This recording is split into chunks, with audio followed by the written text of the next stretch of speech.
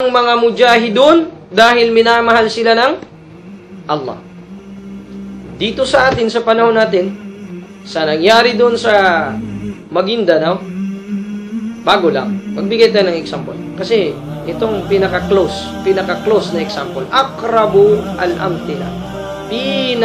Akrabu suwar.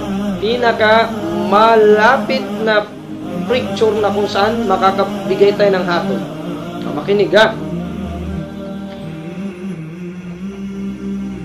Ang mga Muslimon doon, sinalakay ang lugar nila.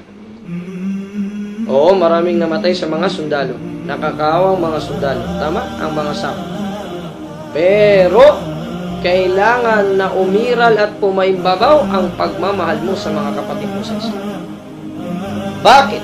Ganon. Dahil pinasok ang teritoryo o pamamahay ng mga Muslim na karapatan nila yon.